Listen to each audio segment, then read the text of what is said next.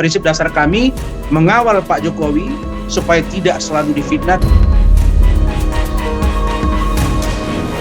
Nah, jadi untuk Roy, saya mau katakan bahwa Pak penyidik tidak usah ragu-ragu. Soal pelimpahan kasus ini, dari hari suruh perbaikan udah lewat harinya sebenarnya.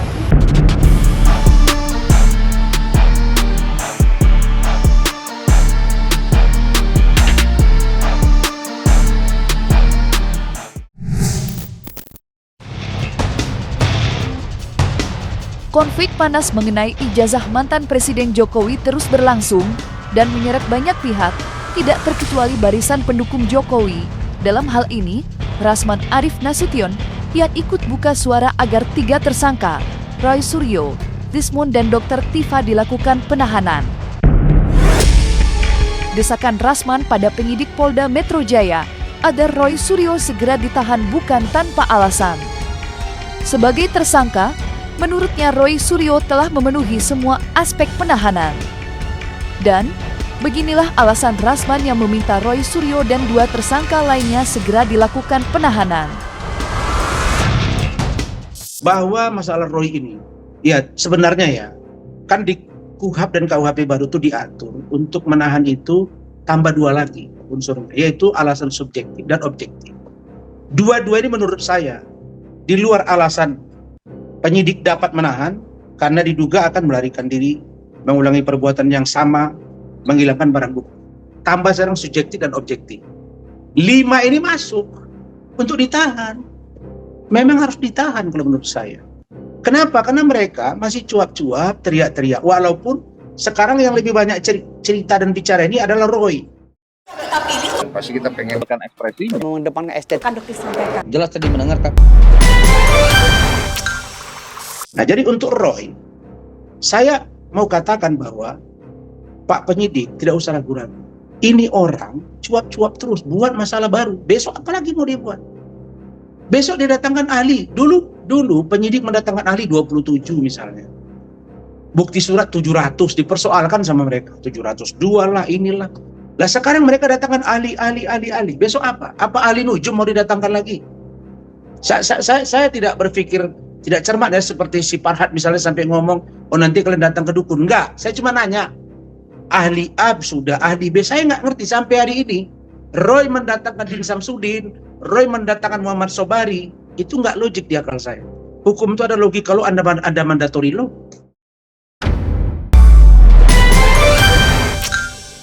Sudahlah, proses kalian saja ini penyidik, jangan berlama-lama, tahan mereka, dan segera proses di kejaksaan. Saya berharap Pak Kejaksaan juga supaya gaduh ini berkurang. Selain mendesak agar Roy Suryo CS dilakukan penahanan, Rasman juga mempertanyakan keinginan pihak Roy Suryo yang meminta dihentikannya penyidikan. Bagi Rasman, permintaan penghentian penyidikan tidak hanya tidak masuk akal, melainkan menunjukkan sifat kepengecutan Roy Suryo. Alih-alih bertarung di pengadilan untuk membuktikan tudingannya selama ini, justru memilih dihentikan kasus yang sedang berproses dan sebentar lagi akan dilimpahkan kejaksaan. Ya, meski berkas perkara belum dilimpahkan usai dikembalikan oleh kejaksaan, Rasman mempunyai keyakinan jika berkas perkara akan dinyatakan lengkap sebelum naik ke persidangan. Atas keyakinannya itu, Rasman menolak tegas kasus yang menyeret Roy Suryo agar dihentikan kasusnya. Cuma Pak Ugro sebagai mantan Wakapolri, saya bilang, tidak ada alasan hukum bahwa yang namanya Irwasum menghentikan sebuah proses yang sudah naik sidik dan tersangka. Nggak ada alasan hukum itu. Karena pertama, semua SOP sudah tahapan dilakukan. Ada gelar perkara khusus, ya, ada ahli, tinggal prapit aja yang belum mereka jalankan. Dan saya sudah dorong. Kenapa mereka tetap mendatangkan ahli? Ini kan buying time terus, supaya tarik ulur, biar barangnya tak diproses. Kalau saya mau bilang, sudahlah Roy, bulan Ramadan, hari baik, bulan baik, kamu datang ke Pak Jokowi. Siapa tahu masih dimaafkan. Siapa tahu, kalau ke saya informasinya sampai dengan beberapa hari ini, tidak ada maaf buat kalian. Tapi siapa tahu Pak Jokowi terbuka hatinya, monggo.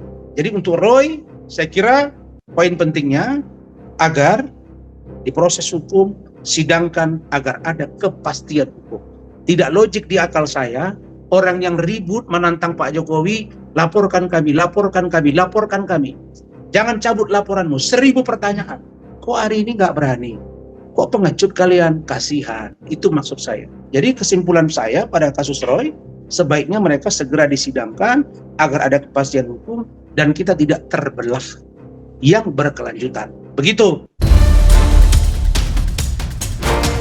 Sementara di sisi lain, kuasa hukum Roy Suryo, Abdul Ghafur Sangaji, mengkritik keras penyidik Polda Metro Jaya yang sampai dengan hari ini belum melimpahkan berkas perkara usai dikembalikan oleh Kejaksaan Tinggi. Menurutnya, waktu 14 hari yang ditetapkan Kejaksaan untuk melengkapi berkas perkara tidak dipatuhi penyidik Polda Metro Jaya. Mengingat sudah sebulan lebih berkas perkara para tersangka belum juga dilimpahkan. Karena hal itulah, kuasa hukum Roy Suryo menyebut tidak ada kedaruratan bagi kliennya untuk dilakukan penahanan. Sebaliknya, kasus yang menjeratnya saat ini tidak layak untuk diteruskan.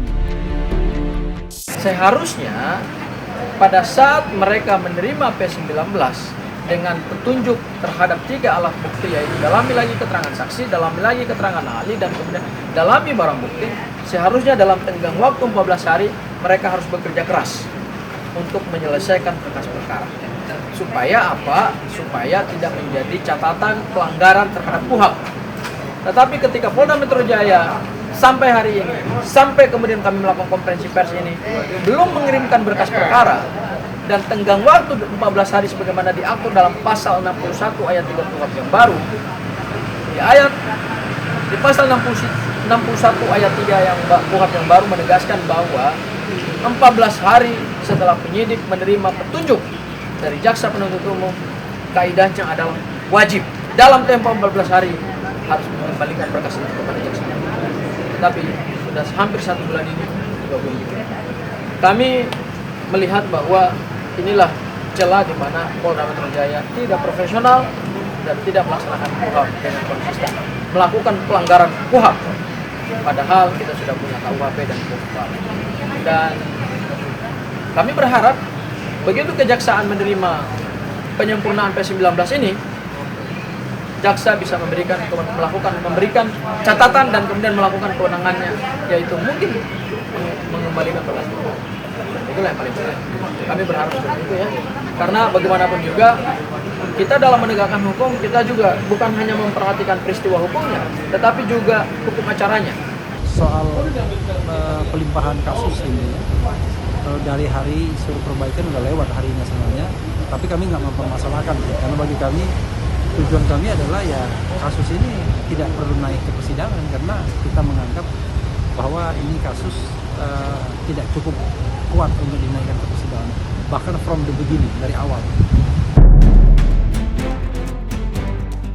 Terlepas dari perdebatan, perlu atau tidaknya tersangka Roy Suryo CS dilakukan penahanan, Rasman juga turut mengomentari buku Jokowi, White Paper, dan Gibran Endgame yang dipublikasikan oleh Roy Suryo dengan kedua koleganya tidak layak disebut buku penelitian ilmiah. Rasman mengungkap sejumlah kekurangan 2 buku tersebut baginya tidak layak dipublikasikan, apalagi dilabeli. Dari hasil pembacaannya, 2 buku tersebut tidak hanya cacat secara metodologis, tetapi juga etika kepenulisan karya ilmiah. Dan inilah penilaian keras Rasman terhadap 2 buku Roy Suryo CS yang berisi tuduhan belaka. Tim saya lagi mendalami semuanya. Kemarin saya sudah terima buku kiriman dari Ibu Femi ya. Buku itu sudah dikirim ke saya setelah saya bayar. Jokowi White Paper sudah saya terima kemarin. Saya baca kalau nggak salah 700 halaman. Kemudian saya sudah baca juga selesai, habis itu buku Gibran Endgame, Wapres tak lulus SMA. Dan saya mau kasih tahu nih, sebenarnya saya malas waktu itu debat dengan Refli Harun. Sekarang saya mau beritahu di cumi-cumi ini. Saya sejak 2024 adalah dosen metodologi penelitian. cek di Universitas Islam Sumatera Utara, saya punya bukunya, saya punya suratnya, surat penetapan sebagai dosen, mata kuliahnya. Jadi nggak usah dikata-katai. Ada yang bilang sama saya, "Bang, ngapain abang panggil-panggil lagi pilihan abang? Sok-sok hebat dia, abang kan dokter juga." Saya menghargai karena saya santun. Bukan seperti Kozinudin manggil-manggil saudara Jokowi, saudara Jokowi. Gak gitu kita, karena adab lebih tinggi daripada ilmu. Cuma kalau ditanya ke saya, dosen metodologi penelitian saya, oke, saya mau lihat tuh 2 buku itu menurut saya tidak layak. Karena itu hanya cerita bersambung dan tidak ada kesimpulan, tidak runut dia dalam metodologi penelitian. Disajikan ke orang. Fakta melihat seolah-olah benar, seolah-olah benar. Padahal tidak ada wawancara dengan Pak Jokowi. Yang dibahas orangnya masih hidup, tahu-tahu kemudian ditulis tentang dia, lalu kemudian Refli Harun bilang, "Oh, mereka tidak punya kemewahan." Ya, itu mungkin istilah hukum tuh. Tapi istilah kita umum, tidak punya kemampuan. Emang kenapa? Pak Jokowi bawa martir apa? Kalau kalian datang saya tembak nih, kan nggak gitu-gitu juga. Emang Pak Gibran memang sebagai wapres kalau didatangi memang bawa nembak? Kan enggak. Jadi kenapa kok harus ditulis dia dengan menyebut dia Gibran endgame? Endgame itu selesai loh. Ibarat pertandingan selesai sudah. Finally. Setelah itu dibilang lagi, wapres tak lulus SMA. Ya, SMA ini kategori yang mana nih? Sekolah menengah atas atau setara? Itu tanpa validasi data yang jelas. Keterangan si Eko, keterangan ini saya udah baca. Begitu juga dengan Jokowi White Paper.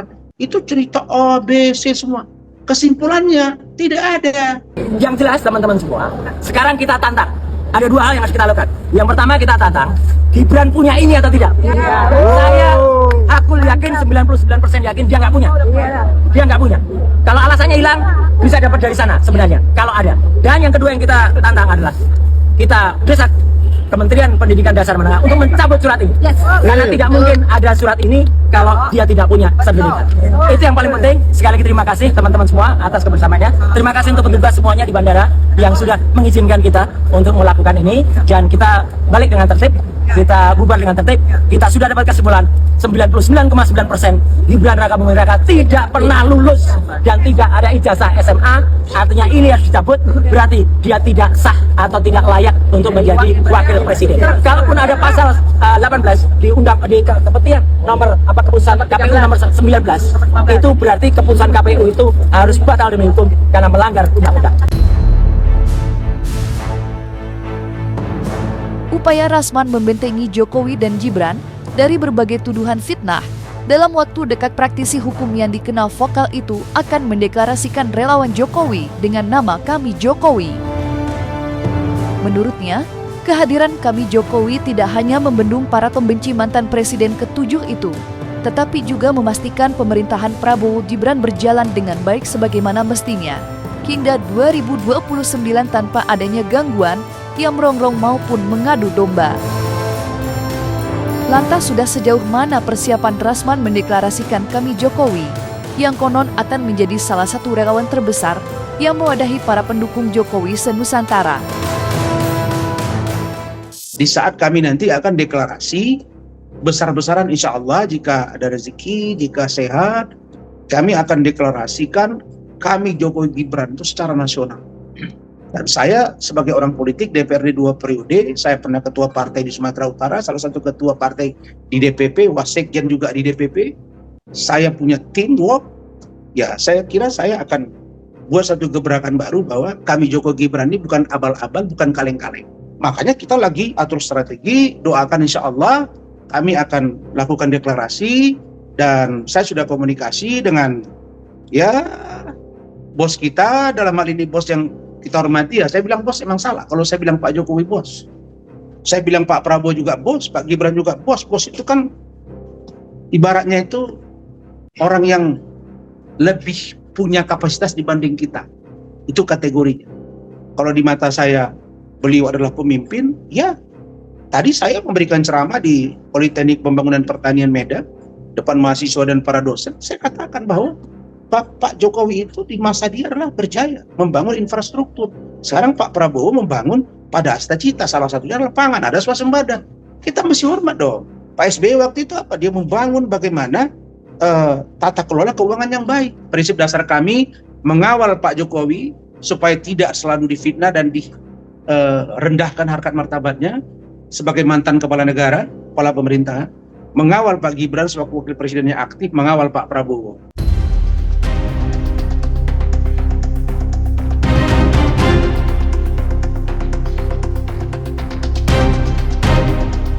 Nah, selesai sudah, Cumi Lovers. Jangan lupa untuk like, subscribe, dan juga share channel YouTube Cumi Cumi.